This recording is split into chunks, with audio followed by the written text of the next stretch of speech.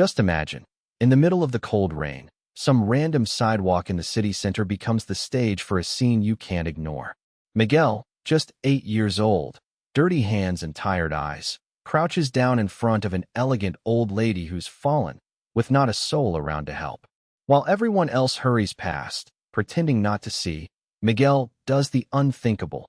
He pulls out of his backpack an old piece of bread, the only food he has for the day, and offers it to her. A stranger, a millionaire, as if sharing a treasure. At that moment, Donna Mercedes opens her eyes, startled and fragile. Seeing that boy, instead of taking the bread, she makes an unbelievable request. Show me what it's like to have hope. What must be going through this boy's mind now? Will he just ignore her, or dare to take on something impossible? Stay with me, because this story is about to turn your whole idea of compassion upside down and change the way you see the invisible people in the city. Miguel, huddled under an awning, the icy wind clinging to his thin clothes, seemed even smaller than he was. He didn't look 8, dressed in a huge old coat he found discarded somewhere, his face half hidden by the hood. All you really saw were his eyes. Big eyes that carried sadness without saying a word. Eyes of someone who learned early on that in the city center, nobody pays attention.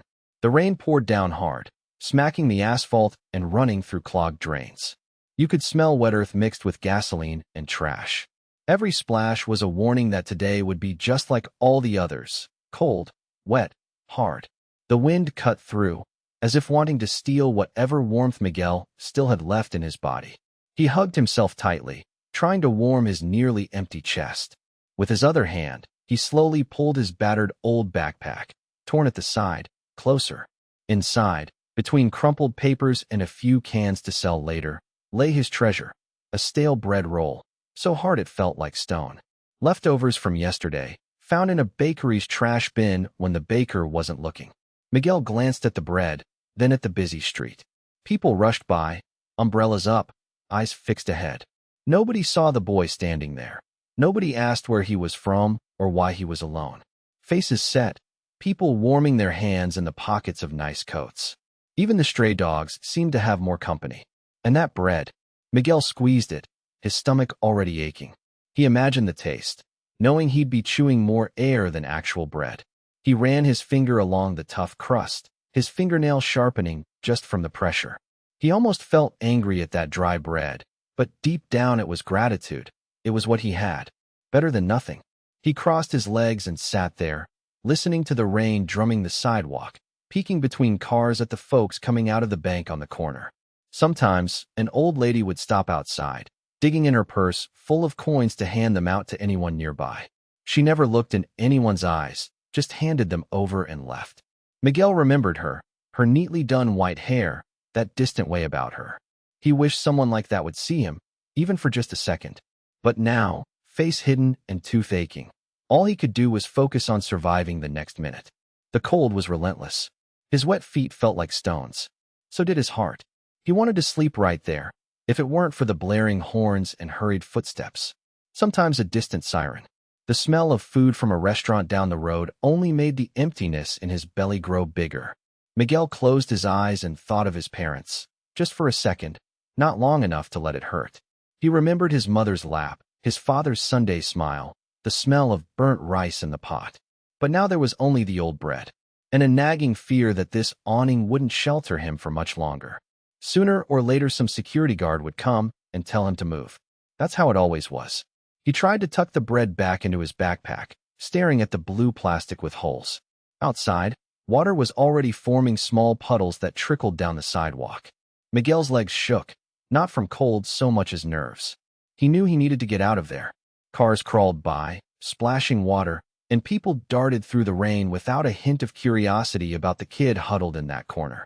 Every now and then someone glanced quickly, changed course, pretended not to see.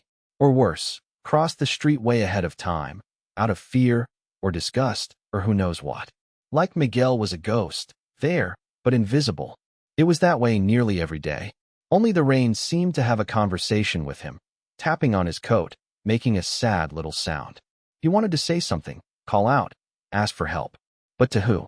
Everyone seemed too busy with their own problems. His stomach growled loudly, making Miguel clutch the bread tighter to his chest, as if hugging it could trick the hunger. Sitting there, Miguel looked up at the gray sky and whispered, asking if maybe someone, somewhere, could see him. He wanted an answer, some warmth, a little hope that maybe tomorrow would be different. But the sky only answered with more rain. Just then, a man in a tie walked by, gave a quick glance, and hurried on without a word. Miguel dropped his eyes. Deep down, he'd promised himself he wouldn't cry. It didn't help, but his eyes were already wet, and not just from the rain. He took a deep breath, wiped his face on his sleeve, and sat there, trapped between the fear and the courage to just keep going, to not give up on this day. He picked up the bread, breathing in its sour, damp smell. Closed his eyes. Maybe there was a miracle hiding in there, he thought. Just a silly idea, but kids still believe in those things sometimes. The world could be so big and, at the same time, so indifferent. All alone, hungry, and shivering, Miguel chose to hug his bread, deciding to save it for later. Maybe tomorrow, when he woke up, someone would finally see him. And, even if only for a second, notice the boy behind the hood.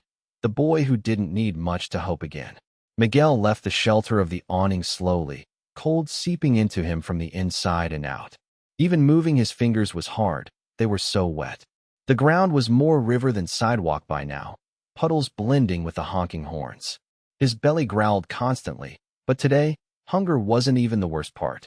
It felt like the whole world had disappeared, everyone thinking only of themselves, hiding under umbrellas or running somewhere dry. Nobody looked sideways, nobody looked at anyone. Miguel passed by the bank, where he always saw Dona Mercedes. Everyone knew her for the coins. She tossed them quickly into people's cups like it was a chore and kept walking, never really looking. It was as if she'd invented a way to give to the poor without having to acknowledge who was receiving. But this time, the place felt strange. None of the usual old men asking for change, none of the other street kids. Just a mess of rushing umbrellas, and the wind scattering old papers through the square.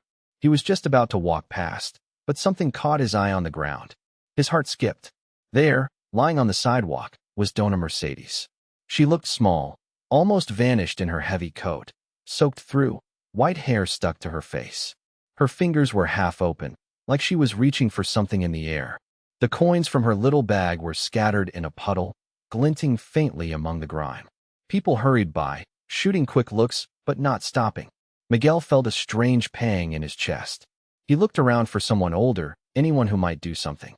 The bank guard just glanced from a distance and turned away. A woman started to text on her phone but crossed the street without hesitation. The boy stopped, heart pounding, a jumble of fear and courage. He had no one. But if the fallen person were a kid, maybe someone would help, he thought. He felt angry that no one cared. Afraid the old lady might die there, abandoned, as if she were trash too. The rain got heavier. Miguel clutched his backpack tight to his bony chest, the way he did when he was cold or just trying to feel a little safer. He stepped nearer, soaked shoes squeaking. He looked at her face. Her eyes were closed, mouth open, skin so pale you could see the blue veins by her temples. She made no sound. There was a sad kind of peace in that moment, as if even the rain wanted to hush. Miguel knelt down. His knees burned against the icy pavement, but he didn't care. He thought about calling for someone, but he'd done that before for other homeless people. No one ever listened. No one ever believed him, even when the pain was obvious. This time, he wasn't asking for help. He would be the help. Dona Mercedes's hand was cold, heavy. He held it gently, careful not to hurt her, but afraid she might already be dead. His heart beat so fast he could hardly breathe. He whispered, "Miss? Miss, can you hear me?" Nothing. The weight of being alone in the world crashed into him harder than ever. It wasn't just hunger or cold. It was seeing that life could stop for anyone, rich or poor, and nobody lifted a finger. There, on that sidewalk, it felt like only Miguel and Dona Mercedes truly existed. Everything else was just shadows, rain, and hurry. He remembered seeing a dog get run over once, and no one wanted to help. He felt the same now, a hot mix of pity and outrage. But Dona Mercedes was a person. She could have been family, if he still had any. He looked at her again, searching desperately for any sign of life. Miguel's eyes brimmed with tears, not just rain. He thought about the stale bread, the moldy smell of the streets. He'd promised himself he'd wait to eat it, because if he ate now, the later hunger would be even harder to bear. But looking at Donna Mercedes, he forgot all that. Around them, the world seemed frozen, time suspended for just the two of them. No one saw. No one cared. The only thing that mattered was this fragile old woman and this child, trying to make even the smallest difference. Miguel squeezed her fingers tighter, as if calling her back to life. He wasn't worried anymore about dirtying her coat or getting his hands messy. He looked at her closed eyes and murmured, "I won't leave you alone." His chest ached, but differently now. It was a need to protect, to be there for someone who truly needed it, even if it was just this once. Time slowed. All you could hear was rain falling hard, as if the sky was crying too. The coins lay forgotten in the puddle. The rest of the world, out there, just didn't exist. It was only Miguel, an old woman collapsed, and hope. Wounded, maybe, but still alive inside him. Everything quieted for a moment. The city, usually so rushed and impatient, faded into the background behind the thick curtain of rain.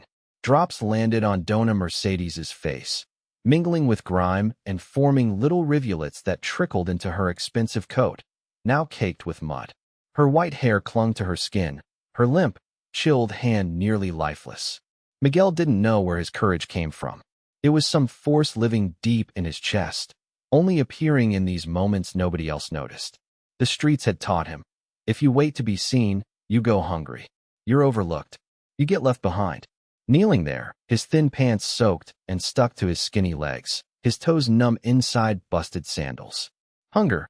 He'd already made peace with the emptiness by now, so it only hurt a little. What stung much more was a different kind of pain. He looked at the woman's face, and, for a second, she seemed like his grandmother. Except Grandma had been gone a long time, and nobody else came close to that kind of tenderness anymore.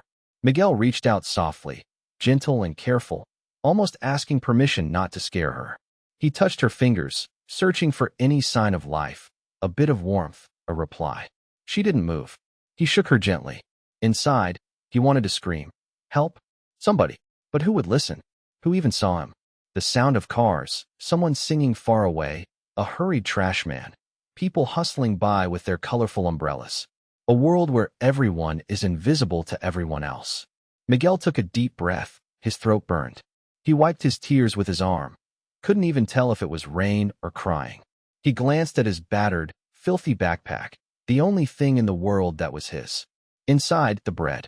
Stale, from 2 days ago, but all he'd found. Rescued when it fell out of someone's market bag last week, and had waited for someone like him. Hand trembling, he pulled the bread out, wrapped in wrinkled plastic. He stared at it for a while.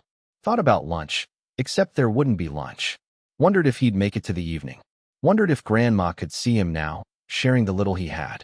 He wiped away a tear, raised the bread toward Donna Mercedes's face, and whispered, almost like a secret, "Here, lady, this'll help you." Nobody would have heard if they'd passed by. But she, even unconscious, deserved to know someone cared. The bread felt heavy in Miguel's hands. Not because of the flour, not the wet plastic. It was the weight of knowing that when you have nothing, sharing feels very different. Sharing even the little you have can hurt more. He hoped for some reaction. A groan, a flutter of eyelids, a sign from above telling him, yes, this was right. But all there was the sound of rain, a car braking far off, the hazy gray of morning. Miguel leaned closer, gently picked up the old woman's hand, still cold as stone. The street's scent hung over them, stale bread, rain, the soaked leather of the bank bench, and something sweet from her clothes. Expensive perfume laced with fear. The boy, on the verge of tears but doing his best to hold on, looked at Donna Mercedes and imagined maybe this was how his mother cared for people. Remembered her stories. Those who have little are the ones who most understand hunger. He didn't know how to be a doctor, didn't know any medicine. He just had the bread. He tried again. "Miss, please wake up. Eat a little. It'll help you." He gently rocked her hand. The freezing asphalt burned his knees, making him want to stand up, run away. But if he ran now, she might never wake. And Miguel knew what it was to feel alone, knew the panic of needing someone when no one showed up. Grown-ups think kids' hearts don't feel, but they do. They miss. They're scared. They ache even on warm days. And in that cold, rainy moment, Miguel wanted to disappear into his coat, but he stayed because it was the right thing to do. Almost like an answer, he heard her breathing change. Soft, shallow sounds, a tiny spark of voice. Still not awake for real, but a sign. Miguel's face broke into a shy half-smile, chattering teeth and all. With his other hand, he slowly waved the bread near the woman's face, as if offering her some precious secret. He hoped she'd smell it, wake up with a start. Through it all, his eyes stayed wet. That was the moment it sank in. He could go without bread today. He just didn't want her to be alone. He gave what little he had. He gave everything. To let someone know they weren't invisible. The rain picked up. Cars splashed water onto the sidewalk. Drops pounded down, soaking them both even more. Donna Mercedes's fancy coat had lost all its color. It was just another sodden rag on the hard ground of someone without a home. Miguel whispered, almost praying. "You'll be okay, miss. I'll stay here with you." Someone stopped quickly across the street, looked over, hesitated. But just for a second, then left, like everyone always did. Nobody paid attention to a street kid, even less to a fallen old lady. Invisible, together. Miguel squeezed the bread in his small hand, fighting back nausea from its smell. He was starving, but the fear of losing hope was stronger. There was a gleam deep in his eyes, a fragile hope mixed with pain, and a desperate urge to care for someone. The silence grew, broken only by the insistent rain and the wild heartbeat in his chest. Still, he knelt there, waiting, offering, such a simple gesture, so small, and yet containing everything that was missing from the world rushing by beyond the curb. And in that moment, Miguel wasn't thinking of a reward or anything else but the wish that, maybe, just maybe, the old woman would open her eyes and finally see the heart of a child who'd never been seen. The rain suddenly seemed louder, as if the sky had decided to weep with the boy. Miguel could hardly feel his feet, so soaked as they were, but he didn't take his eyes off the old woman lying on the sidewalk. Her face, pale and wrinkled, just inches above the harsh concrete. And suddenly, she moved her fingers, slowly, trembling. Her eyes blinked open, scared, trying to make sense of what happened. She seemed lost, breathing heavily. Her expensive coat, drenched, clung to her small body. White hair spattered across her face, glued there by water. For a moment, she didn't even know where she was, or who was looking at her. And the first face she saw in that dimmed world was a skinny boy in torn shorts, big sad eyes, waiting for any sort of answer. Miguel held out the old bread, his dirty hand trembling, waving it gently like he was trying to wake a fallen bird. "Ma'am," he said softly again. "Take it. It's not fresh, but it'll help." It looked like a painting, two worlds that never quite meet. People rushing by, swerving, some just judging, others pretending not to see at all. Only the rain keeps true company, drumming on a forgotten umbrella atop the bench. For a moment, the silence is heavier than the traffic noise. There is only this instant between them. Donna Mercedes tries to move, to sit up, but pain pulses down her left arm. She whimpers softly. Pride tightens inside her, stinging with anger and shame. How could she, of all people, be helped by a street kid? Her eyes fill with tears, but she doesn't cry. Not yet. She looks at the bread, sees the dirty hand, the broken nail, a poorly healed cut on Miguel's finger. It's impossible not to notice that this boy is offering everything he has, because it really is everything he has. But she feels a revulsion she can't hide. Her face twists, nose wrinkling at the smell of old bread. Yet, confused by something deeper, instead of brushing him off, she grabs his hand. Her hand, thin, freezing, trembling with fear, squeezes Miguel's fingers. He jumps, surprised, but doesn't let go. He feels the touch as something secret. Nobody had held his hand in ages without hitting, pushing, or taking something away. Donna Mercedes's gaze softens, but grows heavier too, filled with regret and dread. There's a kind of desperation there, the kind only someone who's lost everything can understand, even if her everything is so different from the boy's. She swallows hard, searching for words. She starts, voice fading away. Tries again, almost a whisper. "I don't want bread, boy." Miguel lowers his head, embarrassed, thinking he's done everything wrong. His shoulders slump. His stomach aches as if the bread wants to leap back to him, but now it hardly seems worth keeping. He wipes tears with the back of his free hand, clumsy and unsure. But then, the old woman tightens her grip. She feels her heart hammering, wants to run, but can't. It's strange to depend on someone just when everyone else looks away. She, who always prided herself on tossing out coins and never stopping, now needs help from one of the invisible. Cars keep moving by. The sound of tires in the water mixes with street vendors shouting farther off. But for these two, all that exists now is Mercedes's muffled sob. Her eyes search Miguel's for something. Hope, maybe. But hope is something she's long forgotten how to ask for. She tries to smile, but only manages to cry. Hot tears mixing with rain, streaking her smudged lipstick. And with wide, trembling, pain-filled eyes, she spells out each word as though each one hurts more than the last. Show me. She shuts her eyes, breaths coming deep with dampness and the smell of old bread and dirty clothes. Show me what it's like to have hope. Miguel looks at her, not really understanding.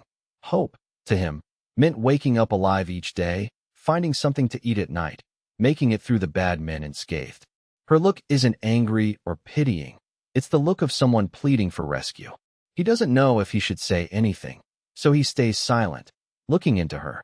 The feel of her hand gripping his, the cold seeping in through the holes in his shoes, the huge emptiness in his chest.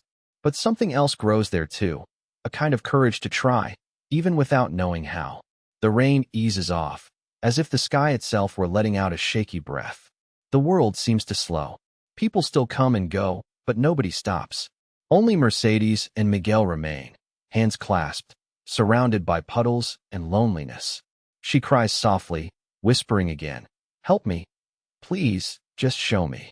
It's an impossible request, and she knows it. But right now, it's all she has. On the outside, the millionaire is still imposing. On the inside, she's just a lonely woman, weak, trapped in an old body, begging for a bit of light. And next to her, a boy with his leftover bread, hungry and soaked, but with a look that, without knowing it, starts to answer the strangest and most beautiful request he's ever heard. Miguel didn't really know what she meant. He just stood there, a little crooked, still holding that stale bread, the sour smell of wet clothes from both of them in the air. Dona Mercedes clung to his hand with a strength he wouldn't have expected from someone so fragile, like she'd finally found a branch in a swollen river and would never let go. The street was gray and cold. The wind tossed her white hair across her red, tear-brightened eyes. Miguel always thought old folks didn't cry. He just looked at her, not sure if it was right to watch, awkward about what to ask. She looked at him differently. Not the way people do when tossing coins at the crossing, barely noticing whom they're handing them to. Mercedes looked for real. It was like she was searching for something in his eyes, something she'd lost a long time ago. Miguel's stomach cramped, not just from hunger. It was a harsh tangle of fear, afraid of messing up, of being kicked away, of ruining the fragile thing living between them in that moment. Still, he tried to smile. The crooked kind kids learn to fake so no one sees their sadness. But his smile didn't come out right. It got stuck with his words, which slipped out in a whisper. "I don't really know what hope is, ma'am, but I can show you what it's like to be strong every day, even all alone." The old lady said nothing, just stared. Her face looked waxy, melting a little at the edge of her eyes. Miguel wanted to run, but her hand stayed tight. Rain rapped harder, soaking their legs. Cars sped past, splashing water everywhere. No one stops. No one sees. It's as if only that grubby patch of pavement, the bench, the boy, and the old woman truly exist. In the silence, Mercedes started trembling. Maybe it was the cold, maybe fear, maybe both. Miguel pulled out his backpack, found an old t-shirt, and tried to fasten it around her shoulders, not really sure how. His dirty hands made everything seem even more wrong, but he felt no shame, just a wish to help. "If you want, I can.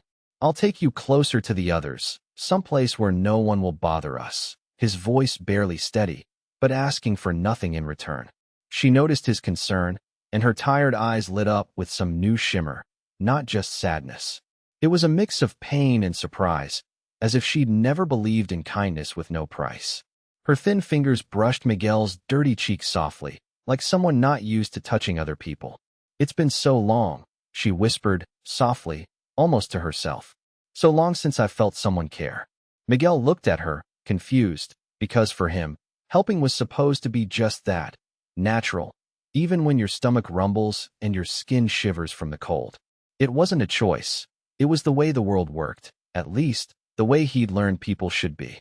If you want, ma'am, I can find a dry spot. The bread's not good, not really, but it'll do. Stay here with me, okay?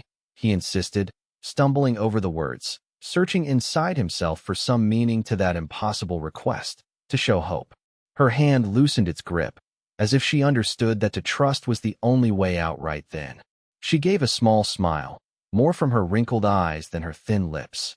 As the two of them tried to stand, Miguel looked at the shuttered shops, at the harsh glow of the streetlights, at a sky that seemed bottomless with sadness.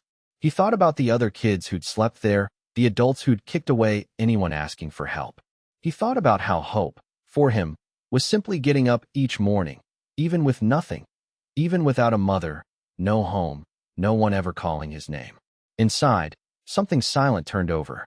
He asked for strength from his parents, from the sky, from any angel who might watch over them. Miguel wanted to be strong. Somehow, he didn't want to let Dona Mercedes down. He was afraid, but he had faith. And for him, that was all there was to hold on to. The sound of the rain shifted. Now it was just hissing, mixed with the sigh of the wind and the distant rumble of buses. Mercedes trembled even harder, but she trusted. She let some of her weight fall on Miguel, and his skinny legs held. If she asked, he would have tried to carry the world. The boy's heart beat fast. In the middle of nowhere, beneath that storm, he was the grown-up. And she, for a moment, was just an old child, lost and not knowing where to step. That's what hope looked like there, broken people helping other broken people, expecting nothing in return. Miguel noticed by the way Mercedes squeezed his hand that she was learning everything all over again, one step at a time. And even though he still didn't really know what hope was, he promised himself he'd show it to her every day, his own way. Even if it was just by staying by her side, sharing silence and fear and a stale piece of bread. For Miguel, proving you could try just one more day was already being strong. He was a master at that, even if nobody saw it.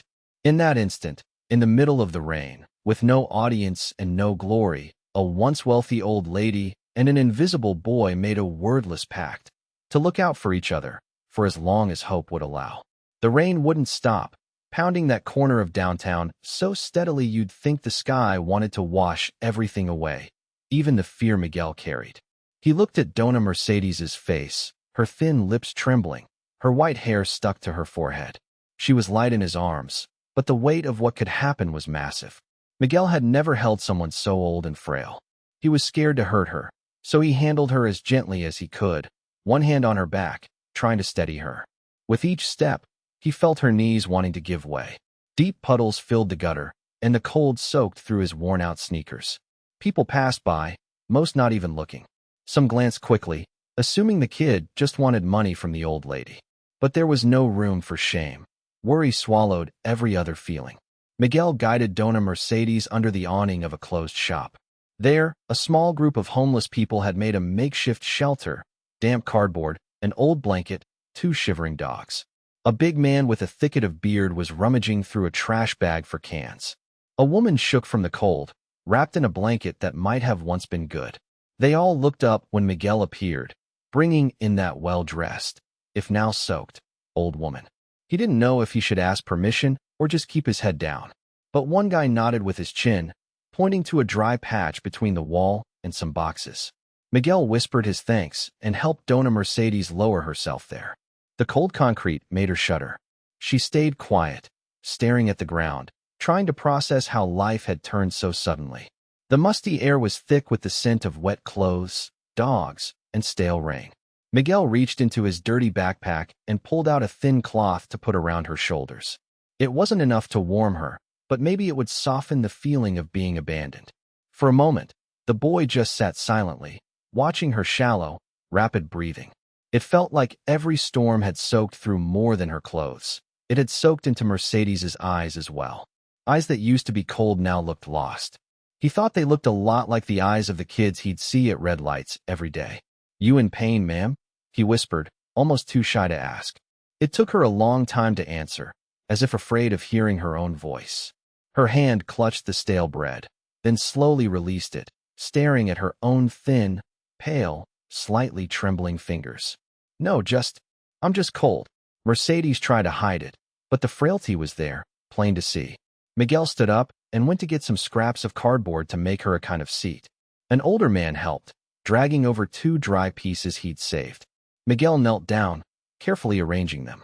No one had ever knelt down like that for him, in that posture of service.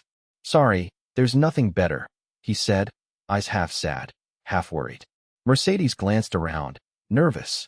The noise of traffic was muffled by cars splashing through puddles, horns, desperate voices all looking for a bit of peace. There, no one cared about luxury. Her expensive watch, muddied in the fall, went unnoticed. The others eyed her with suspicion, people who'd watched the important pass by without ever stopping. She put her hand to her forehead, feeling the cold, trying to imagine what would happen next. What hurt most wasn't her bruised leg or the scrape on her hand, but the feeling of being truly alone, relying on a boy who probably barely knew how to write. Miguel felt the silence bearing down. This woman everyone thought was powerful was now curled up, trying not to shake. He remembered nights he'd spent the same way, unsure if he'd make it till dawn. And in that moment, her fear matched his. He sat beside her, knowing there wasn't much he could do. He brushed her wet hair softly, the way a mother does to a baby, more reflex than comfort.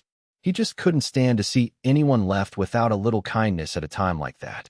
The wind blew sharp, carrying the smell of rain, exhaust, cold soup left out. One of the women in the corner shared a cup of cold coffee.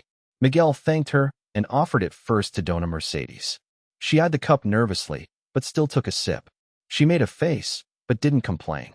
Miguel's stomach growled loudly, but he pretended it was just traffic noise. Mercedes noticed, looked at him, and softly ran her hand over his thin shoulder, feeling she should say something, but all that came out in a whisper was, "How do you do it, Miguel? How do you not stay angry at this world?"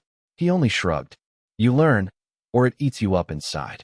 She was quiet, studying the palm of her hand where there were still a few crumbs from his bread. Miguel realized that, for the first time, she was starting to feel invisible, fear, discomfort, disregard. Even her own body no longer seemed to belong to that past life. Cars kept swishing by, splashing water, making the city feel even more distant and selfish. The rain picked up again. Miguel stood, spread a torn tarp over Dona Mercedes, even though it soaked him even more. He looked at the others, some drifting back to sleep, some just watching in silence. In that stuffy, sad corner, something different was born. For the first time, Mercedes cried without shame, her face crumpled, eyes red. She wasn't weeping from pain, but from the fear that she might never remember who she really was. Miguel sat beside her, feeling that, even with so little, he could be someone's shelter. And somehow, that warmed his chest, even with the rain pouring down. The rain didn't let up. It hammered the tin roofs and torn tarps, pelting the dirty ground like the sky was sobbing for all the city to hear. Miguel walked slowly, bare feet soaked, holding onto Dona Mercedes's hand. She seemed so lost, stumbling every few steps, her face creased by shock and exhaustion. He stayed steady, but his slight shoulders were tense, like he carried the weight of the world. Around them, the street was gray. Men sprawled on cardboard, women hunched under garbage bags. As Miguel and Mercedes passed, faces rose out of nowhere. No one smiled. There were suspicious glances, looks of anger. A few even lingered with envy, eyeing the watch still on her wrist. It was as if every adult there was afraid to lose their little bit, or that they might not survive another day. A heavy-set, scruffy-bearded man got up from the sidewalk, his eyes fixed on Mercedes. He was big, red marks across his face, looked as tough as a broken slab of stone. He glared at Miguel in a way that said, wordlessly, "She won't stay safe here." Miguel felt it. His heart chilled, but he puffed out his chest, stood in front of her, fists clenched. No way would he leave her there, not a chance. She huddled behind him, shaking, not just from the cold, but from the shock of being so exposed. The boy drew Mercedes deeper into the alley, near a pile of trash where the stink was strong, but at least there was a little cover from the rain. Still, another elderly woman, her skin marked by her years on the street, shot them a hard look, nearly an unspoken warning. "Careful, There's no room for anyone else here. Inside, Mercedes felt something tightening, growing. It was as if she'd been tossed into a land where nobody actually saw anyone, just backs and fear. Every face there, so hard, so closed, revealed a pain she'd never known. The faceless world of the invisible. Miguel, small as he was, saw it all. He dropped his gaze for a moment, gritted his teeth, and ignored the icy wind stinging his thin skin. He was used to it, seemed like he always had been, to having no one to care for him. But now it was different. For the first time, someone depended on him. He turned, looking at Mercedes, her white hair wet and glued to her forehead, her eyes darting, brimming with water and loneliness. He even pleaded, quietly, "Stay close to me, ma'am. Nobody'll mess with you." His voice was shaky but firm, like a promise. Deeper in the alley, a cluster of young men, dirty from life and the streets, stared at Mercedes as if sizing up a mark. They muttered and gestured to each other. Miguel felt danger in the air, the bad kind of energy you just know. He straightened, turned his back to Mercedes, shielding her with his wiry frame. Part of him wanted to shout, but he just stayed quiet, staring back at them until their eyes turned away. Mercedes hugged her purse to her chest, hands shaking. She saw one of them step closer and almost said something, but Miguel pulled her deeper still, between the trash and a battered piece of wood. He spoke softly, almost apologizing for exposing her to life's rough edges. "Ma'am, don't let go of my hand, okay? If anyone comes, just look at the ground. They give up." She did as he said. Over time, her breathing slowed a little, but any strange sound or sideways glance made her eyes go wide again. She seemed like a frightened child. That's how they stayed, the two of them, huddled in a cruel world. Miguel tough on the outside but secretly wishing he could disappear. Mercedes started to realize how little anyone cared. She'd thought being poor meant only lacking money. Now, she saw it also meant being ignored, as if you didn't even exist. Time dragged on in that improvised shelter.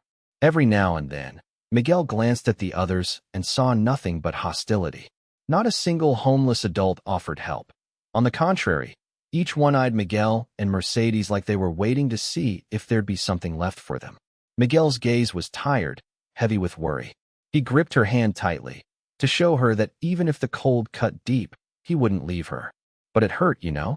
It hurt not being welcome anywhere, not even when all you wanted was to keep someone safe. There was a moment, just one of those blink and you miss it things, when Miguel saw an old man with a brown coffee mug brush past and bump into them without so much as a sorry. The old man's look was just plain indifference. He didn't even wonder what a woman like her was doing there with a boy like Miguel. He simply cut across, splashing a puddle that stained Mercedes's dress even more. She let out a faint, "Ah," but no one even glanced back. Miguel said nothing, just squeezed her hand tighter, like he was saying, "It's just me here. Only me." That feeling grew, a fear of having nowhere to go, of being chased off from every spot, of being seen as just another problem, never as a person. The rain wouldn't let up, and it felt like the chill crept from the sidewalk right into your bones. Miguel was shivering all over but pretended it was nothing. He looked at Mercedes. Was it his imagination, or were her eyes wet, like everything she'd kept inside her whole life was starting to break loose? There, in a city without faces, Miguel understood that sometimes hope was just holding tightly to the hand of someone who'd never looked at you before. Seeing her so fragile, so helpless, he knew that, for a moment, he was all she had. And Mercedes, looking at the boy, felt tears rise all at once, not just from fear, but from the realization that all the wealth in the world meant nothing without someone to trust in the middle of a storm. The sidewalk was cold beneath the damp cardboard. There was a strange smell of wet cement, leftover garbage, and that piece of stale bread forgotten in Miguel's backpack. Night was nearly silent, just a car passing once in a while, the distant hiss of tires through water. A trickle of rain spattered from the awning, right on the patch of cardboard that no longer protected much. Miguel shifted, trying not to touch the puddles, pulling his knees up to his chest. His makeshift blanket was just an oversized t-shirt, barely enough to keep him warm. He looked sideways at Mercedes. Even in the dark, she seemed changed, her white hair spread out, her face rumpled by bad sleep and fear. Her fingers had trembled for a long time before she finally managed to close her eyes. "Now," She just lay still, awake, too scared to ask for anything. Miguel breathed slowly, so slowly, hoping not to disturb. But his chest hurt too much, and eventually, he started talking without even thinking. He spoke softly, voice raspy from the cold. Dona Mercedes. You know, sometimes, I used to dream my mom was coming for me. I'd watch the cars stop at the light, thinking maybe she'd be in one. But she never was. She never came. A strange warmth crept up his face. Embarrassed to cry in front of her, he squeezed his eyes shut, pretending it was just the wind. I stayed at a shelter for a while. There was a bed, but it was as cold as tonight. Everyone there, kind of sad, kind of angry. Grown-ups whispered, kids cried quietly at night. Once, an old man gave me a coin, but I lost it. I wanted to buy candy, but I was too ashamed to ask for more. He fell silent. The hush made his heart skip. He could hear Mercedes breathing softly, maybe feeling every word. She pulled her big coat around her, some buttons missing, trying to hide. Her voice caught in her throat. She had never felt the floor this cold against her back, never felt hunger the way it hit that night. A hollowed-out ache, so different from any missed dinner before. This was real hunger, the kind where you don't know if you'll eat tomorrow. Her eyes glittered, but it was just unshed tears. She looked up at the gray, starless sky, feeling a pain she didn't know existed. Miguel went on, courage scraped from his sadness. Can I tell you something? Sometimes I talk to God. I don't know if he listens, but I talk anyway, 'cause it makes my chest quieter. I talk to my parents too, when I think they can hear me. I tell them I'm trying to be good, but it's hard. Sometimes I want to just disappear, just to see if anyone would miss me. Another pause. Now it was Mercedes who felt her throat close. She wanted so badly to say sorry. She wasn't even sure why, but it felt like she owed it, to herself, and to everyone who'd ever pretended not to see Miguel. His crying was quiet, just a shiver through his little body. His small hands searched for a warm spot on the cardboard, but there was none. The wind sneaked through the seams, right through the torn fabric, making the boy shake. He hugged himself tighter, trying to be larger than he was.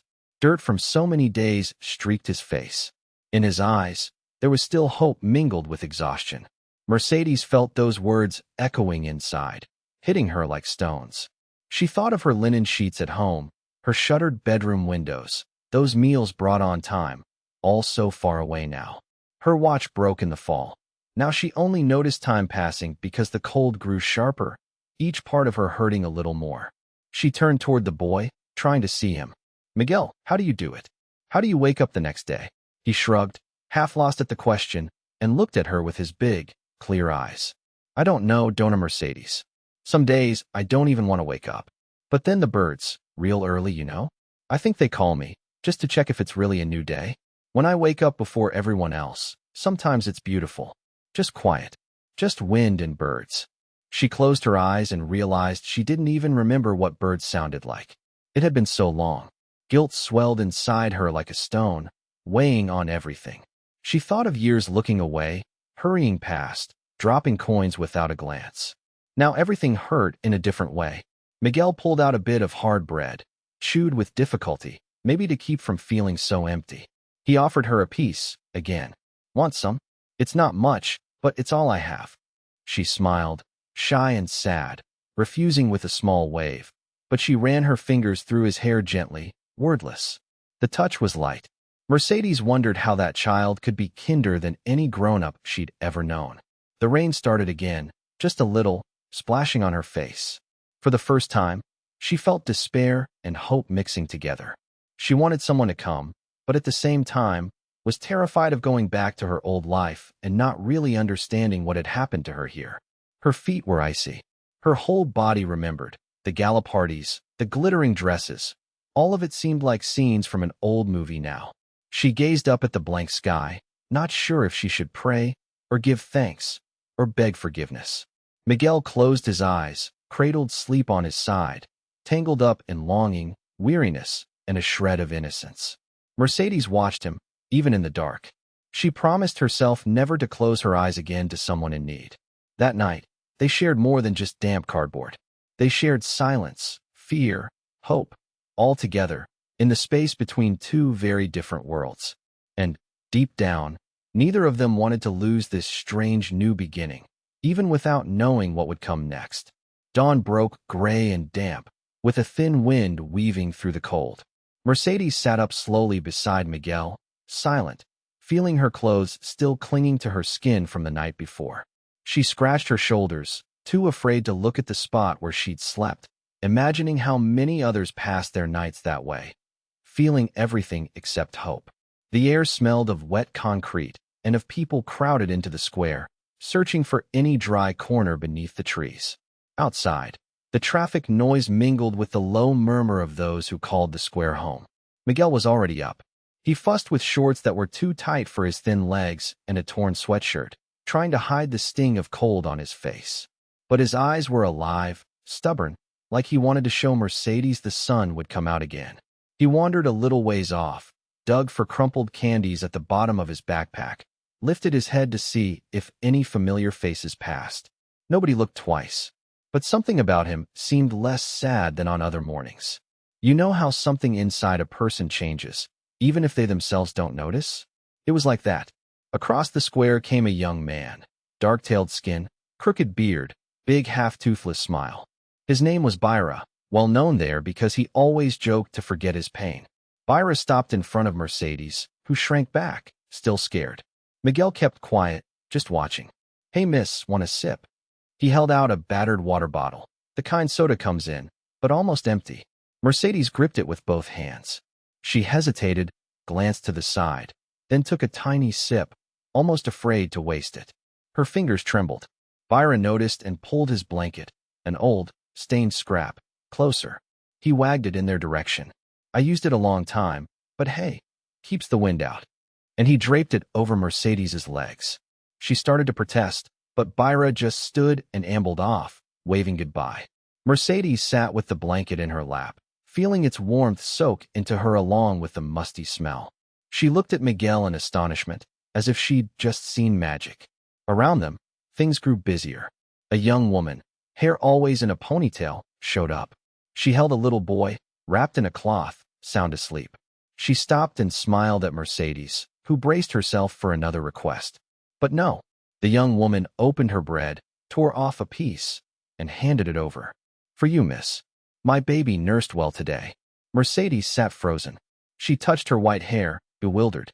She took a bit, thanked her with a whisper, never having been given food by someone who had so little. Beside her, Miguel smiled softly, his eyes gleaming, proud of the generosity he knew so well. He spoke in a low voice, just for Mercedes to hear.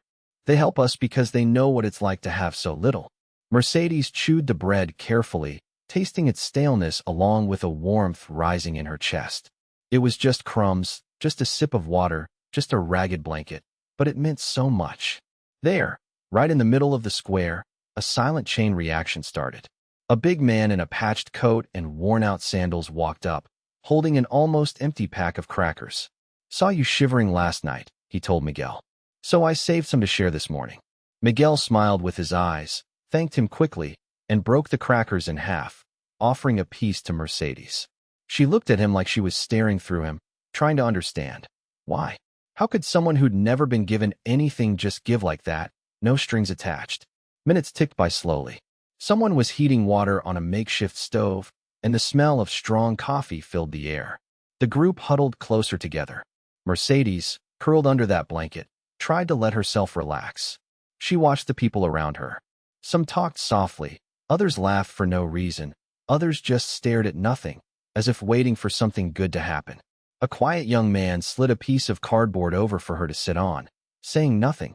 He just smiled and retreated. With every small gesture, Mercedes felt a lump rise in her throat. There was guilt, there was pity, but now there was a gratitude she never thought she'd know. She'd seen so many people begging, kneeling in front of the bank she used to leave every day, yet she'd never, ever imagined they'd be the ones with the gentlest hands, the truest embrace, the simplest word. Miguel saw the change in her. He didn't say much, respecting her silence. Every so often, he'd wipe his nose on his sleeve, watching Mercedes as she toyed with her bread, hugging that blanket to her like it was the rarest treasure. A light rain came again, gently wetting the ground around them. The residents pulled an old tarp over themselves, improvising a small shelter.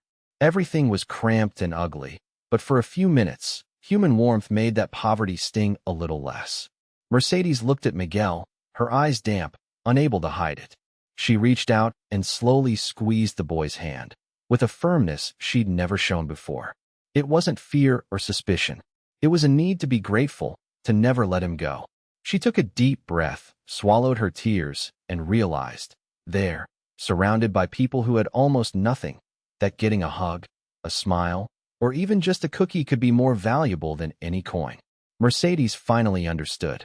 The noise of the city around them, horns, distant sirens, hurried footsteps, never stopped. But in that cramped space under the tarp, there was only silence and gratitude. Miguel smiled. A beautiful, sad smile, and curled up in the blanket beside her, thinking that maybe, just maybe, she had already seen what hope looked like that day. The morning woke up heavy. Miguel could tell right away. The sky was gray, not the kind that just threatens rain, but storms. Cold wind hit his face, and puddles reflected enormous, sad buildings, as if someone had splattered loneliness over the entire city. Mercedes walked slowly at his side, still wrapped in the blanket people had given her. Her hair, always tidy before, was now messy, white strands stuck to her forehead from sweat and rough weather. She looked at every corner like it was new, and maybe she really was seeing things differently. Miguel squeezed her hand tight. His was warm, small, dirt packed under his nails. He didn't want to say it, but he was already hungry again. Yesterday's bread had run out a long time ago. Cars were honking in the distance, and you could smell that city mix of gasoline and wet trash. The two of them needed help. Mercedes couldn't keep sleeping on the street. Miguel thought about asking for help at a nearby bakery, but was scared of the owner. He'd heard that man's shouts before. But what now? It was their only hope. They walked slowly. The bell on the door gave a sharp, cold ring when Miguel touched it. The counter sparkled, painfully clean compared to Miguel's patched-up flip-flops. The smell of fresh bread seemed to mock him. The owner was behind the register, a big-bellied man with a swollen face and eyes that never blinked. He looked at the two of them with contempt, almost disgust. "What are you doing here?" "Out, kid. This isn't a shelter," he yelled, merciless. Mercedes stepped back, startled. She tried to explain, her voice trembling, almost gone. "I just need a little water. This boy helped me." The man didn't let her finish. He slapped his palm on the counter, making a racket. "Don't try to scam me, lady. I've seen kids like him pick up lost old folks to pull a fast one. Get out, or I'll call the cops." The words hit Miguel like stones. He felt such deep shame, a wish to disappear. But he stayed. He didn't let go of her hand. Mercedes looked at him, angry, but not at Miguel, angry at this cruel world. They went back out to the sidewalk with no answers, only fear. The rain started up again, just enough to soak the bones of those already drenched on the inside. Miguel wanted to cry, but held it in. He felt Mercedes breathing, heavy, almost a silent sob. He tried to smile at her. "I promise you it won't always be like this, okay?" Soon, the silence was broken. A black, fancy car stopped suddenly on the corner. Out came a woman in high heels, makeup running from desperation, and a tall man in a suit, stiff and cold as a lamppost. Behind them was another man, big arms, black shirt, grim face. Security. That much was obvious. The woman came running, already shouting. Mom, what happened? What are you doing with that boy?" Her eyes were only for Mercedes, but she pointed at Miguel, as if he were a nasty bug. The man in the suit followed, pulling out his phone. "I'm calling the police right now, don't worry." The bodyguard stepped between Miguel and Mercedes, chest puffed out, eyes even harder than the baker's. "Move along, kid. You're not robbing anyone else here." Miguel didn't understand. He just wanted to help, wanted Mercedes to be okay. He looked at her, that old lady who seemed so fragile, and yet the strongest person he'd ever met. She was trying to free her hand from the security guard's grip, but Miguel held on even tighter, as if that bond was all he had left. Fear came hot, like a fever. "Mrs. Mercedes," he tried to say, but his voice wouldn't come out right. I didn't do anything." The woman leaned down to talk in a low voice, but anger fueled her perfume. "We know your type. Always taking advantage of old folks. Ungrateful little punk." The world got smaller, suffocating. Miguel felt something ugly in his chest, that old feeling of abandonment, of being treated like a walking mistake. He wanted someone, anyone, to look him in the eye, and really see him. See the boy, not a thief. Mercedes, in all that confusion, looked lost, but didn't let go of Miguel. Her look turned into a strange mix of sadness and bravery. There were tears, there was shock, but also the beginnings of anger. As if she was suddenly tired of always being stepped on. The bodyguard made a move to pull Miguel away, but she held on tight. No. Please, listen to me. Her voice sounded so different, so human, almost begging. The city noise grew louder. Horns, rain, hurried steps, cars, doors slamming from bakeries and shops all around. Nobody stopped to look. Just noise, just rush. Miguel wished he could disappear all over again. But before he could, his heart started pounding harder, a need to protect Mercedes building too. Their fears were the same now. The fear of being alone. The fear that no one would believe in what they'd been through together. The fear of being separated. As if this morning was the last thread of hope, slipping away in the hands of people who never really look. Miguel didn't know how to pray, but he asked silently, just not to be left behind. Not by Mercedes, not by the world. The rain wouldn't let up, drumming hard on the asphalt and leaving everyone in that ugly city rush. The blaring horns mixed with the anxious voices of Mrs. Mercedes' family, who had all arrived shouting and casting suspicious looks, wanting to know how she'd ended up like that. Soaked, filthy, hugging a ragged boy she supposedly didn't even know. The security guard tried to shoo Miguel away, like he was a rat on the street. And in the middle of the shouting, everything seemed to get even colder. Miguel froze, chest tight, as if the voices were pushing him away, pulling the little ground he'd found from under his feet. Sweat mixed with rain running down his eyebrows, because he couldn't tell if he was trembling more from fear or from cold. He clenched his fist, holding on to whatever courage was left, but the security guard's glare and the harsh words from Mercedes' relatives, calling him a leech, a thief, made him want to vanish. But that was the moment Mrs. Mercedes slowly raised her arm, her thin hand gripping the boy's wrist tight. There was strength in that gesture, even with her fingers trembling. Nobody got it for a second. She looked at Miguel, and it wasn't distrust or pity anymore. It was something new, a kind of admiration mixed with tenderness. A complete look, as if she could see every hidden part of that boy. When Mercedes took a deep breath, her voice came out steady, even after all that. "He's the one who saved me," she said, facing those hard faces. The words hung in the air, almost lost in the sound of rain and the uncomfortable silence of the people around them. The relatives stopped talking, simply because they didn't know what to say. The old lady, who for so many years had kept her distance by handing out coins, was now clutching Miguel's dirty hand like someone grabbing a life buoy in a stormy sea.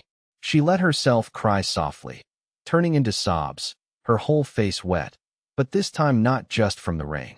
Miguel felt a strange warmth rising in his body. As if, right then, someone truly saw him. Not just a dirty kid on the sidewalk, but the real Miguel, scared, worn out, wanting to be loved. He didn't even know where to look. He tried to lower his gaze to his holy sneakers, but Mercedes' hand didn't let him. There was a silence that felt eternal, until a taxi splashed by, spraying water onto the sidewalk behind them. Even the security guard didn't know whether to stand in front of the old lady or just walk away. He seemed smaller now. One of the younger relatives scoffed under his breath. Saved her? And now we're supposed to thank this brat. But nobody laughed. Mercedes didn't even blink. She just pulled Miguel to her, as if to say, "Stay with me." The boy sobbed softly, not wanting to cry there in front of strangers, but couldn't hold it back. The tears came. He hugged Mercedes, awkwardly, afraid to hurt her, and she hugged him tight, as if he were made of glass, or maybe the world's greatest treasure. The two of them stood there, hugging in the middle of the wet sidewalk, surrounded by people surprised or suspicious, but it didn't matter as much anymore. It was as if the rest of the world had faded into mist. Only the old lady's warm skin pressed against the boy's cold face, and the smell of stale bread still in Miguel's backpack remained. He closed his eyes for an instant, trying to store that feeling of a warm embrace forever, because he'd never had a mother, never had a family, and right then it felt like the moment said, "Now you matter to someone." Mrs. Mercedes trembled but didn't let go. You could tell she was embarrassed by all her tears, but she didn't hold them in. Her shoulders collapsed, like she was finally shedding a heavy armor. Deep down, she felt guilty for all the years spent judging, rushing by, never seeing the invisible children on the streets. Now, holding the boy who gave her his last piece of bread, it was as if she'd woken up to another life too. There was a moment between them, a look. Miguel's big, frightened eyes met hers, tired, but now holding something different. There were no words needed. In that look, Mercedes apologized, promised to change, and at the same time, asked permission to love that boy as her own. Miguel, not really understanding, returned a still teary smile, just at the corner of his mouth, because it's the hardest thing in the world to smile after so much time on the street. You could see the relatives were lost, unsure whether to step forward or back. Some looked embarrassed, others shook their heads in disbelief. But no one could separate the two of them that instant. The air felt a bit less cold. Mercedes' sobs were no longer from fear, but relief. She nodded, as if understanding something the world had forgotten. And Miguel felt something new, starting in his chest and spreading through his whole body, burning away hunger and cold for a few minutes. Hope. He didn't feel alone anymore. He felt, even if only for a moment, that he mattered to someone, that the world could change, even if just a little, just for him, just for the thin-handed old lady who saw him more than anyone else. On the sidewalk, between rain and silence, a family was born, not by blood, but by truth shared in a look and the kind of hug no one could break apart. At first, it felt like just another morning of biting cold. But in that soaked square, it was as if life had stopped. Mercedes didn't want to go back to the safety of her apartment or to the warmth of the car waiting for her. It wasn't fear of leaving, nor stubbornness. It was something else. Something had shifted inside her, the kind that makes you forget the clock. She looked around and saw her son, daughter-in-law, grandchildren, all together, but lost, suspicious, as if she'd gone mad. And she saw her employees too, the driver with a furrowed brow, the caregiver clutching her purse to her chest, frozen with discomfort. People used to nothing but following orders. Miguel was quiet, close by, hands in the pockets of his torn jacket, sneakers with no soles, shoulders hunched. His hair still full of dust from the cardboard shelter he'd used the night before. He'd never been this close to so many important people. But he didn't seem impressed. He just looked tired, with the eyes of someone who's already seen more than enough. Mercedes took a deep breath and looked each one in the eyes. Her voice broke the silence. If you want to understand, come with me. It's no use just hearing about it. You have to see. You have to feel. No one understood. Her son, tense, whispered that it wasn't safe. This wasn't for a woman her age. But Mercedes didn't listen. She stepped forward, took Miguel's hand. Show me. Miguel looked at her, searching for a trap. All he found was tenderness, and maybe a bit of fear. Are you sure, ma'am? She just squeezed his hand tighter. That was all he needed. They walked together. Mercedes' heels sunk into the mud of the sidewalk. The grandchildren grumbled about the smell, about making their clothes dirty. But they went because she went. They passed the newsstand where Miguel always asked for the old paper if there was one left, and now the newsman greeted him with a respect nobody understood. At the bus stop, a woman wrapped in a blanket made of old cans grinned with what teeth she had left. Miguel came closer, asked politely, and was welcomed like a son. The woman offered boxed tea, and Mercedes accepted. Just a sip, bitter, lukewarm. Her grandson stifled a laugh. But the old lady didn't complain. She just looked at the woman, as if for the first time really seeing her face, nothing but her face. The walk was slow, painful. Light rain, cold wind, cars honking nonstop. Miguel led the group to the awning of a closed store, the place where he hid with the other kids when night or fear came. There were scraps of cardboard, a few makeshift toys made from plastic bottles, and an old, dirty, torn teddy bear, Jonas's best friend, only 6, with a nasty cut on his foot. Jonas was there, wrapped in a blanket, quietly crying. Mercedes crouched, unafraid of ruining her expensive clothes. She picked up the little bear. You could feel the whole world hold its breath. Is this Jonas? Miguel nodded. Mercedes's daughter-in-law saw from afar and put her hand over her mouth. Only now did she notice the smell of blood, the whimper of hunger. And then, without planning, Mercedes introduced her family, one by one, to the kids from the street. She spoke their names, told a little of each one's story, what she'd heard over those days. Her nephew protested. You're going to get sick. She just answered with a look. Enough with the excuses. Miguel showed the place where he'd gotten stale bread the night before. Bread thrown out, forgotten, but helped stop the hunger for a while, he said, with an honesty that broke through any defense. One of the family employees, who'd never been on a street like this without the armored car, looked at Miguel and just shook his head, speechless. They got to Dona Lourdes' makeshift shelter, big-voiced woman, who'd seen it all on the street and took care of the kids as best she could. Lourdes offered reheated coffee, apologized for the mess. Mercedes smiled, met her gaze head-on, and took a cup as if she were in a fancy cafe. She looked at each of them, Miguel, Lourdes, the other kids, all of them balancing fear and hope. There was a heavy silence. Only the city's distant noise, some thunder far away. But here, only the warmth of people. Someone cried, quietly. Mercedes's daughter, who'd always sped past kids on the street, couldn't take it and wiped her face with her sleeve. The other adults, a few with noses in the air, tried to hide their shock. It was so much easier to believe these were criminals, addicts, dangerous people. Not children, not mothers, ashamed to ask for another slice of bread. Miguel stayed quiet, just watching. When Lula, his friend, offered half his stale cookie to Mercedes's grandson, the boy's posture changed. He always hated sharing. But this time, he accepted the cookie with gratitude. You could see he was learning. Mercedes held Miguel's hand, looking at each of her family members, one by one. Her gaze was of someone tired, but more alive than ever. Now you've seen for yourselves. You don't need to have something to give. They have hope, even when there's nothing left to give them. Mercedes's son tried to laugh, to lighten the mood, but his voice broke. Mom, that's not going to change the world. She just smiled, tired. But it can change ours. Maybe someone else's too. When they left the shelter, the rain got heavier, but for some reason, nobody complained as much about the cold. Miguel, not noticing, danced through a puddle, a little lighter, as if there was some new joy possible. The city felt different. Mercedes stumbled on a crack, and Miguel caught her. She laughed. It had been ages since she'd laughed like that. Something in the whole street felt changed.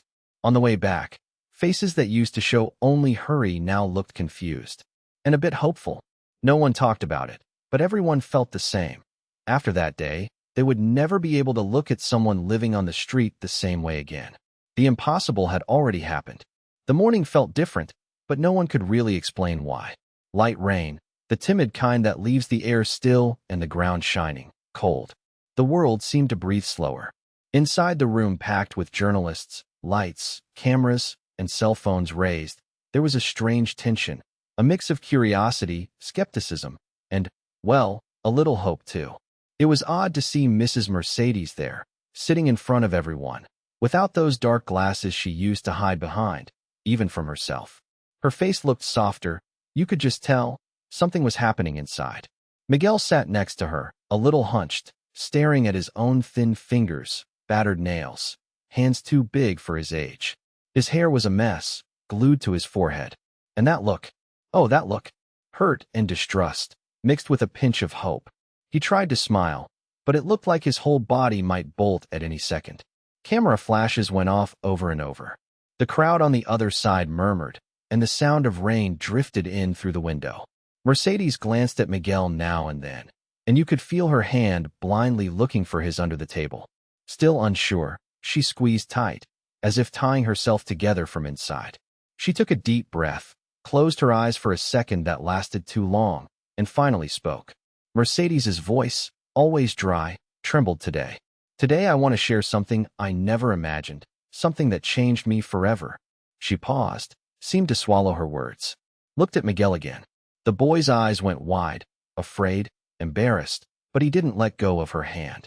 I lived for many years, so many years thinking I knew what was right, what was good. I gave coins, gave things, but I never really looked. I never really saw anyone, she went on, searching for a friendly face in the crowd. But there was only curiosity, people wanting to know what she would do next. Miguel shrank down even further. They'd been together for days now, sleeping on hard mattresses, sharing street food, facing the disbelief of the staff, the family, of everyone who always thought the street was just a punishment for those who deserved it. In those days, he had shown Mercedes what it was to go hungry, what it was to feel cold under an awning, what it was to look at the sky and wish someone would remember you exist. Miguel's hope never seemed to weigh anything to people who never had to fight for it. But now, in front of everyone, it was her, a millionaire old lady, trembling in the boy's place. The room grew quieter. A journalist cleared his throat. The family lawyer fidgeted, impatient. Then Mercedes let it out, almost whispering but loud enough to sink into them all. I want to adopt Miguel. I want him to be my grandson. I want to give him my name, my home, everything I have. It's not charity. It's because he saved me from myself. Miguel's eyes grew so wide they looked like they'd pop out of his face. He stared at Mercedes like she'd just told him the sun would rise at night.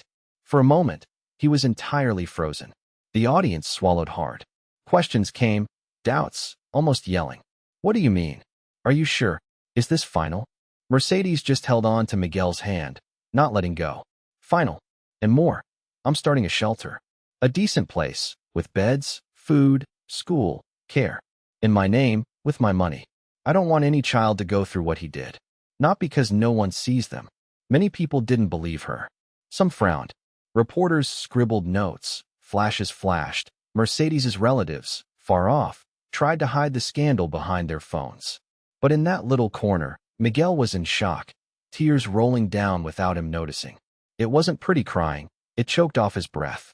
He shook, embarrassed by his clothes, by his smell, by a whole world that had never once stopped to see him.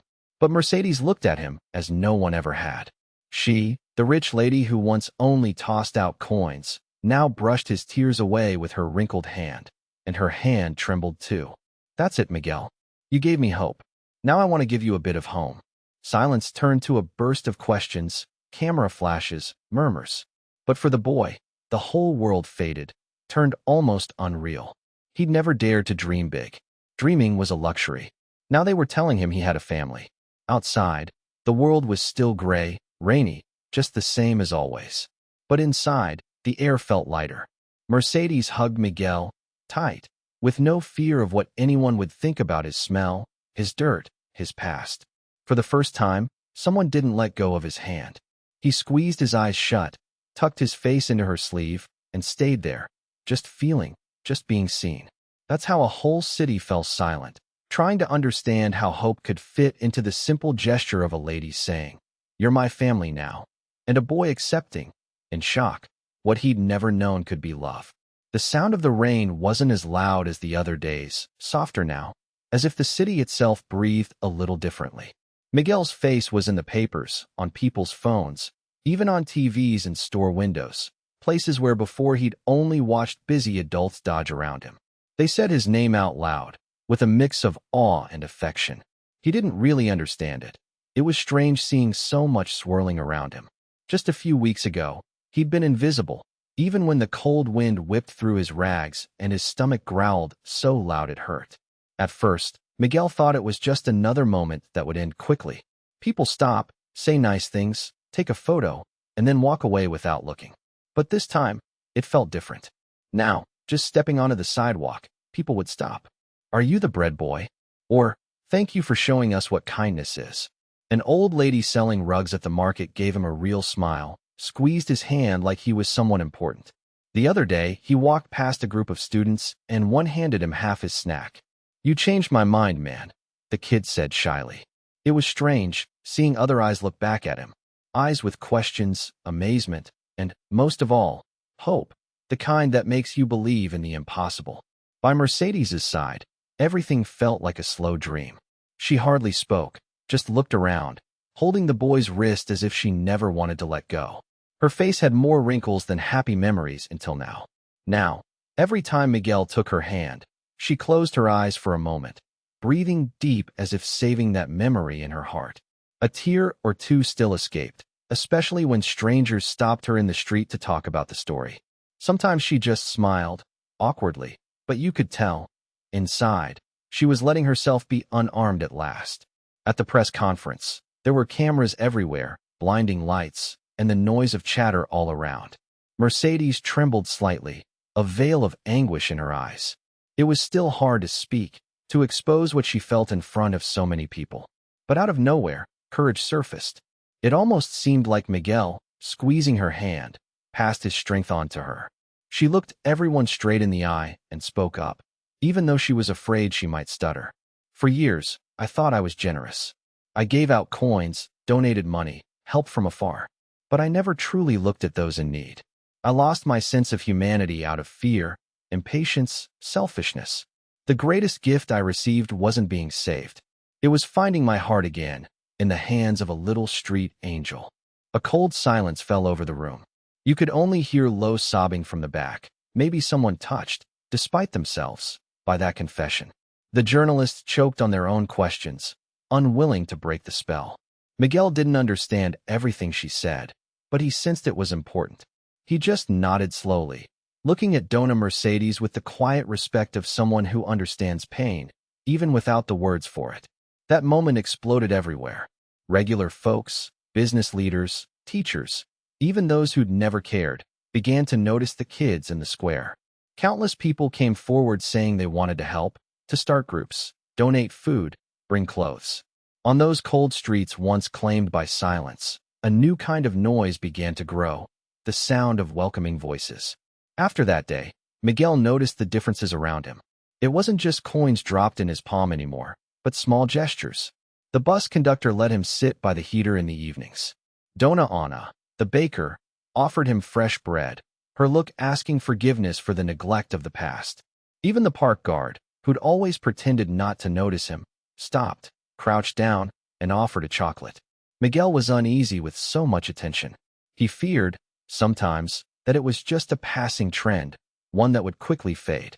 But every time he saw Mercedes smile, a spark of hope flickered. It felt like things really had changed, for good. It was as if all he'd done, just sharing some stale bread and meeting the eyes of a fallen old woman, had somehow opened a door nobody saw, and now, so many wanted to walk through it. Mercedes' face had transformed. Before, it was drawn, harsh, masked by the look of someone who'd given up expecting anything good. Now there was a soft, genuine smile and a childlike sparkle in her eyes, even with her tired body. She fussed with her white hair, adjusted her scarf, but not to hide. It was like she was preparing herself for the new life she'd been given. She reached for Miguel's hand all the time, as if losing sight of him would make the miracle vanish. But Miguel was already part of her story. Suddenly, the city's air felt lighter. The cold still stung, the rain still soaked, but there was a different warmth passing between people. It was as if, by hearing the story, everyone realized they could be Miguel, or Mercedes, or someone else lost on the street. And it would take so little to change everything. A look, a gesture, a bit of hope. That day, compassion became a miracle. And the boy with sad eyes, who for so long received only indifference, finally handed the world what he'd always dreamed of receiving. Not just bread, but a little humanity. And now, the city's heart beat differently. The smell of coffee fills the house, and Miguel wakes slowly, as if he still can't quite believe he's there, lying on a soft bed, voices drifting quietly from the kitchen. He spends some time just staring up at the ceiling. He grips the pillow tightly, feeling the fabric against his face. It almost feels like a dream, but this is the kind he never wants to wake up from. There's a different light outside the bedroom. It's not just sunlight coming through the window. It's as though sadness itself has moved out. Far down the hall, Dona Mercedes is chatting with someone and laughing, maybe the new cook, or one of the kids the shelter has taken in these past days. The old lady's laughter fills the living room like a sweet scent, and Miguel hardly recognizes her. She's no longer the woman who gave out coins without a glance, closed off. But she isn't just that scared old woman from the sidewalk, either. Now she seems lighter. She's always bursting into laughter for no reason, meeting your eyes, speaking out as though she has to make up for lost time. Miguel still misses clutching that hard bread in his hand every morning. Habits don't go away overnight after so many years sleeping on the street. With time, he let go of his fears, but gratitude stayed, and grew every time he saw Dona Mercedes gather a child in her arms, ask their name, listen to whispered secrets, her gaze as gentle as a mother's. The new shelter isn't just walls and beds. It smells clean, and there's always cake on the table. There are blankets for everyone, kids running and tumbling over the bright rugs, pictures on the walls. That first night, Miguel wandered around the living room just to see if it was all real.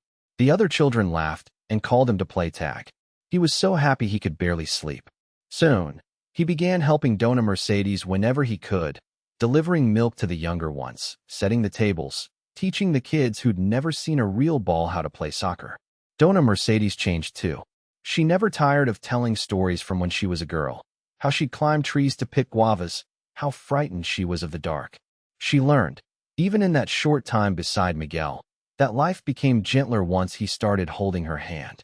She even jokes now about hurts that once cut deep, says her wrinkles exist just to make room for more smiles, that a heart can open up even to those the world would rather forget.